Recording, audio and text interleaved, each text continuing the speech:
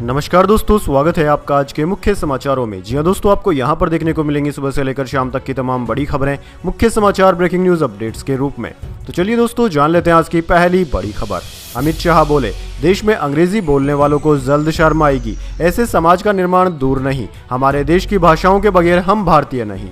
जी हां दोस्तों, केंद्रीय गृह मंत्री अमित शाह ने कहा कि इस देश में जो लोग अंग्रेजी बोलते हैं उन्हें जल्द ही शर्म आएगी। ऐसे समाज का निर्माण दूर नहीं है। उन्होंने यह बयान गुरुवार को नई दिल्ली में पूर्व आईएएस आशुतोष अग्निहोत्री की बुक मैं बूंद स्वयं खुद सागर हूं के विमोचन के मौके पर दिया। दरअसल दोस्तों, अमित शाह ने हिंदी समेत भारतीय भाषाओं के भविष्य पर कहा कि अपना देश, अपनी संस्कृति, अपना इतिहास और अपने धर्म को समझने के लिए कोई भी विदेशी भाषा पर्याप्त नहीं हो सकती। चलिए दोस्तों, जान लेते हैं अगली बड़ी खबर। डोनाल्ड ट्रंप ने फिर कहा, भारत और पाकिस्तान का युद्ध मैंने रुकवाया, मुझे पाकिस्तान से प्यार है। प्रधानमंत्री मोदी ने कहा था, भारत ने ना मध्यस्थता स्वीकारी थी, न स्वीकारेंगे।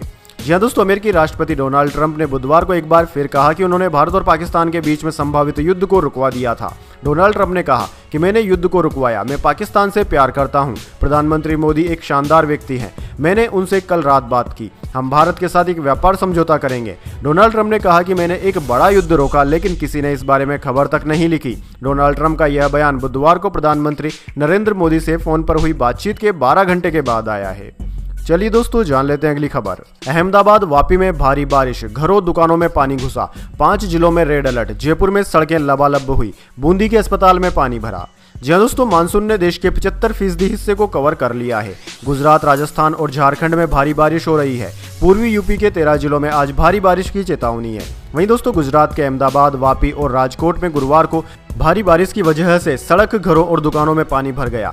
सांवर, कुंडला, राजकुला में स्थानीय नदियां उफान पर आ गई है। वहीं दोस्तों, राजस्थान के 5 जिलों में भारी बारिश की चेतावनी दी गई है। जयपुर, बूंदी और कोटा में भी बारिश हो रही है। इसके अलावा दोस्तों, मध्य प्रदेश के 54 जिलों में मानसून पहुंच गया है। इंदौर में तेज तो भोपाल में रिमझिम बारिश हुई। ग्वालियर और चंबल में भारी बारिश का अलर्ट जारी किया गया है। वहीं दोस्तों, भारतीय मौसम विज्ञान विभाग ने गुरुवार को गुजरात, ओडिशा, बिहार, छत्तीसगढ़, कोंकण, गोवा, असम, मेघालय, अरुणाचल प्रदेश, सौराष्ट्र, कच्छ, कर्नाटक और केरल के लिए भारी बारिश का ऑरेंज अलर्ट जारी किया है। चलिए दोस्तों, जान लेते हैं अगली बड़ी खबर। एयर इंडिया ड्रीम लाइनर का ब्लैक बॉक्स अमेरिका को भेजा जाएगा। अहमदाबाद क्रैश के बाद विमान में आग लग गई थी, देश में डेटा रिकवरी मुमकिन नहीं। जी हां दोस्तों, अहमदाबाद में 12 जून को क्रैश हुए एयर इंडिया विमान का ब्लैक बॉक्स जांच के लिए अमेरिका भेजा जाएगा। क्रैश हुए बोइंग 787-8 ड्रीम लाइनर विमान का ब्लैक बॉक्स क्रैश के दिन ही रिकवर कर लिया गया था। विमान में आग लगने के बाद ब्लैक बॉक्स इतना डैमेज हो चुका है कि उससे डेटा रिकवर करना मुश्किल है, इसलिए उसे जांच के लिए अमेरिका भेजने का फैसला लिया गया है। वहीं दोस्तों, अहमदाबाद में 12 जून को लंदन जाने वाली एयर इंडिया की फ्लाइट AI 171 उड़ान भरने के तुरंत बाद ही क्रैश हो गई थी, जिसमें 241 लोगों की मौत हो गई थी, जबकि एक यात्री की जान बच गई थी। वहीं इस घटना में कुल मिलाकर 270 लोग मारे गए थे। चलिए दोस्तों, जान लेते हैं अगली खबर। अब लाडली बहनों को हर माह मिलेंगे 1500 रुपए। सीएम मोहन यादव का बड़ा ऐलान, रक्षाबंधन में 250 का अतिरिक्त तोहफा। जी हां दोस्तों, मध्य प्रदेश के मुख्यमंत्री मोहन यादव ने गुरुवार को लाडली बहना योजना की राशि को बढ़ाने का ऐलान किया है। अभी तक मध्य प्रदेश की लाडली बहनों को 1250 रुपए प्रति माह दिया जाता है, जिससे बढ़ाकर अब 1500 रुपए करने का ऐलान किया गया है। हालांकि लाडली बहनों को दीपावली से बढ़ी हुई राशि प्रति माह मिलेगी। चलिए दोस्तों, जान लेते हैं अगली खबर। राहुल गांधी का नया पता, लुटियंस जोन का सुनहरी बाग। 55वें जन्मदिन पर शिफ्ट हुए, अभी मां सोनिया गांधी के साथ रहते थे। जी हां दोस्तों, लोकसभा में विपक्ष के नेता राहुल गांधी का आज 55वां जन्मदिन है। आज ही राहुल गांधी ने सुनहरी बाग रोड में बने टाइप 8 बंगले में शिफ्ट किया। यह बंगला उन्हें लोकसभा में नेता प्रतिपक्ष होने के नाते आवंटित किया गया है। दरअसल दोस्तों, संसदीय आवास समिति ने उन्हें 5 सुनहरी बाग रोड, 7 मोतीलाल नेहरू मार्ग और 3 कृष्णा मेनन मार्ग बंगले का ऑप्शन दिया था। इनमें से राहुल ने सुनहरी बाग को चुना। चलिए दोस्तों, जान लेते हैं अगली खबर। प्रधानमंत्री नरेंद्र मोदी का 3 देशों का दौरा हुआ खत्म, भारत वापस लौटे। 5 दिन में 27,000 किमी का सफर किया। साइप्रस, कनाडा और क्रोएशिया गए थे। जी हां दोस्तों, प्रधानमंत्री नरेंद्र मोदी 5 दिन का विदेशी दौरा पूरा करके गुरुवार को भारत लौट आए हैं। प्रधानमंत्री सबसे पहले 15-16 जून को साइप्रस में रहे, फिर 17 जून को कनाडा पहुंचे, उसके बाद 18 जून को G7 समिट में हिस्सा लिया, फिर क्रोएशिया गए। वहीं दोस्तों, आपको बता दें, बुधवार को क्रोएशिया की राजधानी ज़ग्रेब में प्रधानमंत्री मोदी के स्वागत में मंत्र पढ़े गए और भारतीय नृत्य पेश किया गया था। इसके बाद प्रधानमंत्री मोदी भारतीय समुदाय के लोगों से भी मिले। चलिए दोस्तों, जान लेते हैं अगली खबर। देश में कोरोना से 116 मौतें, 6000 एक्टिव मामले। बीते 24 घंटे में 500 मरीज ठीक हुए, 3 लोगों की हुई मौत। जी हाँ दोस्तों, देश में कोरोना वायरस के एक्टिव केसों की संख्या घटकर 5,976 हो गई है। बीते 24 घंटे में 507 मरीज रिकवर हुए, वहीं 40 नए केस भी सामने आए हैं। इसके अलावा दोस्तों, स्वास्थ्य विभाग के अनुसार जनवरी 2025 से लेकर अब तक नए वेरिएंट से 116 मौतें हुई है। बुधवार को 3 लोगों ने जान गंवाई, दिल्ली में 2 और केरल में 1 मौत हुई। दोस्तों, केरल में सबसे ज्यादा 1309 एक्टिव मामले हैं। सबसे ज्यादा मौतें भी केरल में 37 हुई है। गुजरात में 1046 और पश्चिम बंगाल में 747 मामले सामने आए। चलिए दोस्तों, जान लेते हैं अगली खबर। दिल्ली सरकार लोगों को पानी पिलाने में हुई फेल, रास्ते से चोरी हो रहे हैं टैंकर, बूंद बूंद को तरस रहे हैं कई इलाके। जी हाँ दोस्तों, देश की राजधानी दिल्ली में गर्मियों के दौरान जल संकट की समस्या फिर से उभर आई है, जिसमें नई दिल्ली, दक्षिणी दिल्ली और बाहरी दिल्ली के कई इलाके शामिल हैं। जल बोर्ड के टैंकरों पर निर्भरता भी बढ़ गई है, लेकिन जीपीएस ट्रैकिंग के बावजूद टैंकर अपनी निर्धारित मार्ग से भटक रहे हैं, जिससे लोगों को समय पर जल आपूर्ति नहीं मिल पा रही है। सरकार ने टैंकरों में जीपीएस लगाने और उसकी निगरानी स्थानीय RWA और विधायकों को सौंपने का दावा किया था, लेकिन यह व्यवस्था प्रभावी नहीं हो पाई है। चलिए दोस्तों, जान लेते हैं अगली खबर। रूस में आई मंदी, आम लोगों के लिए हालात मुश्किल हुए। आलू प्याज 2.5 गुना तक महंगे हुए। इकोनॉमी मिनिस्टर बोले, देश मंदी के करीब है। जी हाँ दोस्तों, रूस की अर्थव्यवस्था मंदी के कगार पर खड़ी हो गई है। इकोनॉमी मिनिस्टर ने Saint Petersburg international economy forum में यह बातें कही। उन्होंने कहा कि बिजनेस और इंडस्ट्री के आंकड़े दिखा रहे हैं कि देश में मंदी आने ही वाली है। देश मंदी के बेहद करीब है, यानी कि महंगाई बढ़ रही है, आर्थिक गतिविधियां धीमी हो रही है, कारोबार कम हो रहा है और निवेश रुक रहा है। चलिए दोस्तों, जान लेते हैं अगली खबर। अमेरिका में स्टूडेंट वीजा फिर से शुरू, ट्रंप सरकार ने रखी शर्त, दिखाना होगा सोशल मीडिया अकाउंट। जी हाँ दोस्तों, अमेरिकी विदेश विभाग ने घोषणा की है कि वह विदेशी छात्रों के लिए वीजा आवेदन की प्रक्रिया फिर से शुरू करेगा। इसी के साथ विभाग ने शर्त रखी है कि आवेदकों को सरकारी समीक्षा के लिए अपने सोशल मीडिया अकाउंट्स को सार्वजनिक करना होगा। अमेरिकी विदेश विभाग ने बुधवार को बताया कि नए दिशा निर्देशों के तहत हम FM और J गैर प्रवासी वर्गों में आने वाले सभी छात्रों और एक्सचेंज विजिटर आवेदकों की व्यापक और गहन जांच करेंगे, जिसमें उनकी ऑनलाइन उपस्थिति यानी कि सोशल मीडिया गतिविधियां भी शामिल होगी। इस जांच को सुविधाजनक बनाने के लिए FM और J गैर प्रवासी वीजा के सभी आवेदकों को अपनी सभी सोशल मीडिया प्रोफाइल पर प्राइवेसी सेटिंग को सार्वजनिक करने का निर्देश दिया जाएगा। चलिए दोस्तों, जान लेते हैं अगली खबर। अब 15 दिन में वोटर ID कार्ड देगा चुनाव आयोग। नई प्रोसेस रजिस्ट्रेशन और कार्ड करेक्शन पर भी लागू, पहले 30 दिन से ज्यादा लगते थे। जी हाँ दोस्तों, अब वोटर लिस्ट में किसी भी अपडेट के लिए 15 दिनों के अंदर लोगों को अपना वोटर ID कार्ड दे दिया जाएगा। चुनाव आयोग ने बुधवार को कहा कि उसने वोटर ID कार्ड देने के लिए नई प्रक्रिया शुरू की है, जिसमें नए रजिस्ट्रेशन या मौजूदा वोटर कार्ड की जानकारी में बदलाव शामिल है। इसके अलावा वोटर्स को SMS भी मिलेंगे, जिससे उन्हें उनके कार्ड का अपडेट मिलता रहेगा। अधिकारियों ने बताया कि अभी तक मतदाताओं को मतदाता फोटो पहचान पत्र वितरित करने में 1 महीने से थोड़ा ज्यादा समय लगता है। चलिए दोस्तों, जान लेते हैं अगली खबर। पाकिस्तान में बढ़ सकती है महंगाई, लगेगी आर्थिक पाबंदियां। FATF की चौथी बार ग्रे लिस्ट में डालने की है तैयारी। जी हाँ दोस्तों, भारत में हुए पहलगाम आतंकी हमले के बाद पाकिस्तान की मुश्किलें एक बार फिर बढ़ सकती है।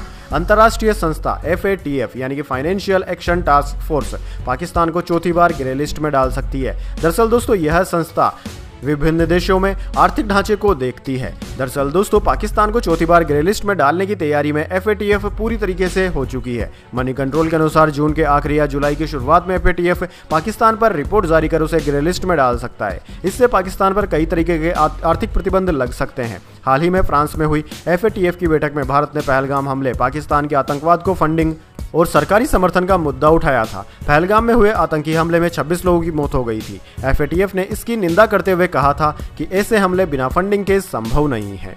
चलिए दोस्तों, जान लेते हैं अगली खबर। परिवार से निकाले गए तेज प्रताप यादव की चेतावनी, बोले चुप्पी को कमजोरी न समझो। जी हाँ दोस्तों, राष्ट्रीय जनता दल RJD सुप्रीमो लालू प्रसाद यादव द्वारा अपने बेटे तेज प्रताप यादव को पार्टी से 6 साल के लिए निष्कासित करने और परिवार से बेदखल करने के बाद तेज प्रताप ने अब पहली बार सार्वजनिक रूप से अपनी प्रतिक्रिया दी है। दरअसल दोस्तों, गुरुवार 19 जून 2025 को तेज प्रताप यादव ने सोशल मीडिया प्लेटफॉर्म X पर एक पोस्ट करते हुए साफ शब्दों में चेतावनी दे दी। उन्होंने लिखा कि मेरी खामोशी को मेरी कमजोरी समझने की भूल करने वालों, ये मत समझना कि मुझे तुम्हारी साजिशों का पता नहीं। शुरुआत तुमने की है, अंत में करूंगा। चलिए दोस्तों, जान लेते हैं अगली खबर।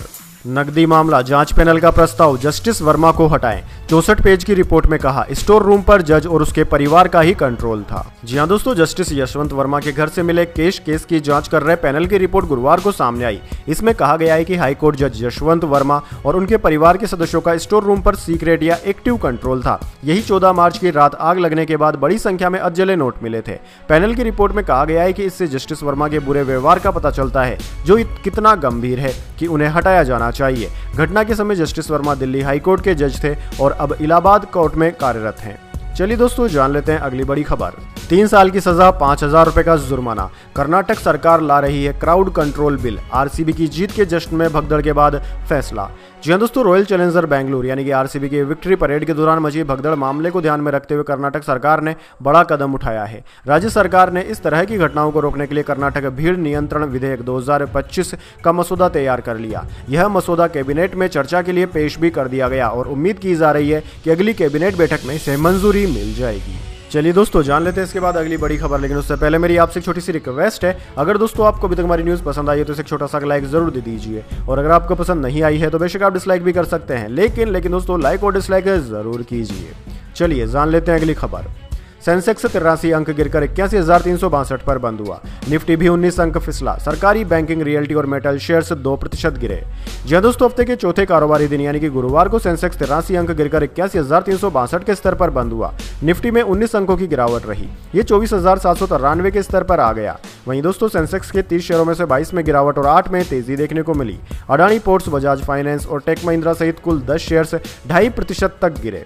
बात करें दोस्तों निफ्टी 50 के टॉप गेनर और टॉप लूजर स्टॉक्स की, तो दोस्तों आज के मार्केट में निफ्टी 50 के टॉप गेनर्स में टाटा कंज्यूमर, आइसर मोटर्स और महिंद्रा एंड महिंद्रा रहे, जबकि निफ्टी 50 के टॉप लूजर्स में अडानी पोर्ट्स, बजाज फाइनेंस और श्रीराम फाइनेंस रहे।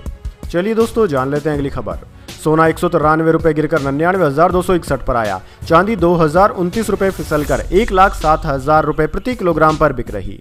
जी हां दोस्तों, सोने और चांदी के दाम में आज गिरावट देखने को मिली। Indian bullion and jeweller association के अनुसार 24 कैरेट सोने का दाम 193 रुपए गिरकर 99,261 रुपए प्रति 10 ग्राम पर आ गया। इससे पहले सोना 99,454 रुपए पर था। यह इसका ऑल टाइम हाई भी है। वहीं दोस्तों, चांदी की कीमत 2,029 रुपए गिरकर 1,07,383 रुपए प्रति किलोग्राम पर आ गई है। इससे पहले यह 1,09,412 रुपए पर बंद हुई थी। चलिए दोस्तों, जान लेते हैं अगली खबर। इजराइल बोला खोमेनी मॉडर्न हिटलर, उन्हें जीने का हक नहीं। ईरान ने अस्पताल पर मिसाइलें दागी, 176 घायल। इजरायली हमले में 649 इजरायलियों की मौत हुई। जी दोस्तों, इजराइल ने ईरान के supreme leader Ayatollah Ali Khomeini को मॉडर्न हिटलर कहा है। इजरायली रक्षा मंत्री इजराइल कोड्स ने गुरुवार को कहा कि खोमेनी मॉडर्न हिटलर है। उनके जैसा तानाशाह को जीने का अधिकार नहीं है। उन्होंने हमेशा अपने एजेंटों के जरिए इजराइल को खत्म करना चाहा। ईरान ने आज सुबह इजराइल के 4 शहरों तेल अवीव, बिरसेवा, रमतगढ़ और होलोन पर 30 मिसाइलें दागी। इनमें से 7 मिसाइलों को इजरायली डिफेंस सिस्टम रोकने में नाकामयाब रहा। इसमें 176 लोग घायल हुए हैं। 6 लोगों की हालत गंभीर है। चलिए दोस्तों, जान लेते हैं अगली खबर। शशि थरूर बोले कांग्रेस लीडरशिप के कुछ लोगों से मतभेद हैं, सब जानते हैं किसके बारे में कह रहा हूं। केरल उपचुनाव के बाद चर्चा करेंगे। जी दोस्तों, कांग्रेस सांसद शशि थरूर ने कहा कि पार्टी के कुछ नेताओं के साथ उनके मतभेद हैं। थरूर गुरुवार को तिरुवनंतपुरम में पत्रकारों से बात कर रहे थे। उन्होंने कहा कि वे लोग कौन हैं जिनके बारे में मैं बात कर रहा हूं, उन्हें आप मीडिया वाले अच्छे से जानते हैं, क्योंकि उनमें से कुछ मुद्दे सार्वजनिक डोमेन में भी हैं। थरूर ने आगे कहा कि कांग्रेस पार्टी और उसके सिद्धांत उन्हें पसंद है। 16 साल तक पार्टी कार्यकर्ताओं के साथ मिलकर काम किया और वे उन्हें अपना करीबी दोस्त और भाई मानते हैं। चलिए दोस्तों, जान लेते हैं अगली खबर। एयर इंडिया को बिना जांचे एयर बस उड़ाने पर चेतावनी। डीजीसीए ने कहा प्लेन में अनवेरीफाइड इमरजेंसी इक्विपमेंट मिले, रजिस्ट्रेशन भी पुराना। जी हाँ दोस्तों, इंडियन एविएशन रेगुलेटरी ने एयर इंडिया को 3 एयर बस प्लेन AIRPA को जांचे बिना उड़ाने पर चेतावनी दे दी है, क्योंकि जांच में इन प्लेन में खराबी की बात सामने आई है। सरकारी डॉक्यूमेंट्स के अनुसार इन विमानों को इमरजेंसी इक्विपमेंट की जांच पेंडिंग होने के बावजूद उड़ाया गया। एयरलाइन ने इन दिक्कतों को दूर करने में भी देरी की। राइटर्स की एक खबर के अनुसार वार्निंग नोटिस और जांच रिपोर्ट्स अहमदाबाद प्लेन क्रैश से जुड़ी नहीं है। चलिए दोस्तों, जान लेते हैं अगली बड़ी खबर। एलोन मस्क के स्टारशिप में टेस्ट के दौरान हुआ धमाका, लपटे और धुआं दूर दूर तक दिखाई दिया। आसपास के घरों की खिड़कियां हिल गई। जी दोस्तों, दुनिया के सबसे अमीर कारोबारी एलोन मस्क का स्टारशिप 36 रॉकेट टेक्सास के स्टार बेस टेस्टिंग साइट पर अचानक धमाके के साथ फट गया। इसकी लपटें और धुआं दूर दूर तक दिखाई दिया। यह धमाका भारतीय समय के अनुसार 19 जून को सुबह करीब 9:30 बजे हुआ। धमाका उस वक्त हुआ जब 29 जून को होने वाले स्टारशिप के 10वें टेस्ट फ्लाइट से पहले रॉकेट का दूसरा स्टैटिक फायर टेस्ट चल रहा रहा था। इस टेस्ट में रॉकेट को जमीन पर ही रखकर उसके इंजन को चालू किया जाता है ताकि लॉन्च से पहले सब कुछ ठीक हो, ये चेक किया जा सके। चलिए दोस्तों, जान लेते हैं अगली बड़ी खबर। शिलोंग पुलिस ने ससुराल मायके से जाना सोनम का व्यवहार। परिवार बोला जेठ के सामने घूंघट में रही, कॉल आने पर रूम में चली जाती थी। जी हाँ दोस्तों, इंदौर के ट्रांसपोर्ट कारोबारी राजा रघुवंशी हत्या केस की जांच के लिए शिलोंग पुलिस के 3 अधिकारी 17 जून से इंदौर में हैं। वे यहां इंदौर क्राइम ब्रांच की टीम के साथ मिलकर पड़ताल कर रहे हैं। सबसे पहले टीम राजा के घर पहुंची थी। इसके बाद सोनम की मां और भाई से पूछताछ की। इन ऑफिसरों ने आरोपी राज कुशवाहा के घर जाकर भी सवाल जवाब किए। टीम देवास नाका स्थित उस फ्लैट पर भी गई जहाँ राजा की हत्या के बाद सोनम रुकी थी। चलिए दोस्तों, जान लेते हैं अगली खबर। ईडी के ऑफिस में डीनो मोरिया ने दर्ज करवाया अपना बयान। कुछ दिन पहले घर में हुई थी रेड। 65 करोड़ के मीठी नदी घोटाले से जुड़ा है मामला। जी हाँ दोस्तों, बॉलीवुड एक्टर डीनो मोरिया गुरुवार सुबह ईडी एनफोर्समेंट डायरेक्टरेट के दफ्तर पहुंचे। उनसे लगातार मीठी नदी घोटाले के मामले में पूछताछ जारी है। आज उन्होंने अपना स्टेटमेंट रिकॉर्ड करवाया। डीनो मोरिया को समन कर बुधवार को पूछताछ के लिए बुलाया गया था। हालांकि वो कल नहीं पहुंचे थे। कुछ समय पहले ही इस मामले में ईडी ने एक्टर के घर पर रेड की थी। वहीं दोस्तों, डीनो मोरिया सुबह करीब 10 बजे 30 मिनट पर साउथ पुलिस में स्थित बलाड स्टेट के दफ्तर पहुंचे थे। एक्टर के भाई सेंटिनो भी जांच के दायरे में है, वो भी उनके साथ पहुंचे थे। चलिए दोस्तों, जान लेते हैं अगली खबर। आईपीएल 2025 ने तोड़े व्यूवरशिप के सभी record. 840 million minute watch time रहा। पंजाब बेंगलुरु फाइनल सबसे ज्यादा देखा जाने वाला T20 मुकाबला बना। जी हाँ दोस्तों, इंडियन प्रीमियर लीग 2025 ने व्यूवरशिप के कई रिकॉर्ड तोड़ डाले। इसे टेलीविजन और डिजिटल प्लेटफॉर्म 840 मिलियन मिनट से ज्यादा बार देखा गया है। इतना ही नहीं, पंजाब किंग्स और रॉयल चैलेंजर बेंगलुरु के बीच खेला गया फाइनल मुकाबला अब तक का सबसे ज्यादा देखा जाने वाला T20 मुकाबला बन गया। आईपीएल के ऑफिशियल ब्रॉडकास्टर जियो स्टार ने गुरुवार को पिछले सीजन के आंकड़े जारी किए। इसके अनुसार इस भारतीय लीग के 18वें सीजन का वॉच टाइम 840 बिलियन मिनट रहा। चलिए दोस्तों, जान लेते हैं अगली बड़ी खबर। ईरान के बाद उड़ेंगे पाक के परमाणु ठिकाने। इजरायली एक्सपर्ट्स का दावा। क्या इसी डर में है पाक आर्मी चीफ आसिम मुनीर? जी हाँ दोस्तों, ईरान पर मिसाइलों की बारिश के बाद अब पाकिस्तान में खौफ का माहौल है। दरअसल दोस्तों, वजह है इजराइल के एक एक्सपर्ट का ऐसा दावा जिसने इस्लामाबाद की नींद उड़ा दी। इजरायली लेखक और अंतर्राष्ट्रीय मामलों के जानकार मेयर मिस्री ने दावा किया है कि ईरान के बाद अब इजराइल की निगाहें पाकिस्तान के परमाणु कार्यक्रम पर टिकी है। यानी कि ईरान के बाद पाकिस्तान के परमाणु ठिकानों पर हमला किया जा सकता है। यह बयान ऐसे वक्त में आया है जब ईरान और इजराइल के बीच तनातनी चरम पर है। चलिए दोस्तों, जान लेते हैं अगली बड़ी खबर। 4 राज्यों की 5 विधानसभा सीटों पर उपचुनाव हुए। पश्चिम बंगाल के कालीगंज में 60% वोटिंग। पंजाब के लुधियाना में 41% मतदान। केरल में एलडीएफ यूडीएफ समर्थक भिड़े। जी हाँ दोस्तों, देश के 4 राज्यों की 5 विधानसभा सीटों पर उपचुनाव के लिए गुरुवार को वोटिंग हुई। इनमें गुजरात की 2, पंजाब, केरल और पश्चिम बंगाल की एक सीट शामिल है। चुनाव आयोग के अनुसार इन सीटों पर शाम 6 बजे तक वोटिंग हुई। उपचुनाव का रिजल्ट 23 जून को आएगा। गुजरात और पंजाब में कांग्रेस, बीजेपी और आम आदमी पार्टी के बीच त्रिकोणीय मुकाबला है। बंगाल में कांग्रेस लेफ्ट के साथ मिलकर चुनाव लड़ रही है। वहीं केरल में एक दूसरे के खिलाफ मैदान पर है। तो दोस्तों, यह थी आज की तमाम बड़ी खबरें। इसके बाद दोस्तों, बारी आती है आज के माइंड क्विज क्वेश्चन की। जी हाँ दोस्तों, एक आसान से सवाल का जवाब देकर आप जीत सकते हैं एक सरप्राइज गिफ्ट हमारे यूट्यूब चैनल की ओर से। तो दोस्तों, आज का सवाल आपकी स्क्रीन पर आ चुका है। दुनिया की सबसे तेज गति से चलने वाली ट्रेन कौन से देश में है? जी हाँ दोस्तों, अगर आप जानते हैं उस देश का नाम जहां पर की सबसे तेज गति से चलने वाली ट्रेन है, तो जल्दी से उस देश का नाम कमेंट उसमें लिख दीजिए। अगर दोस्तों आपका जवाब होता है एकदम सही और आप चल जाते हैं लकी विजेता के रूप में, तो आपको मिल सकता है एक सरप्राइज गिफ्ट हमारे यूट्यूब चैनल की ओर से। तो दोस्तों, जल्दी से अपना उत्तर कमेंट उसमें लिख दीजिए, वीडियो को लाइक कर लीजिए और चैनल को सब्सक्राइब करके बेल आइकन भी दबा लीजिए। धन्यवाद। वंदे मातरम। जय हिंद, जय भारत।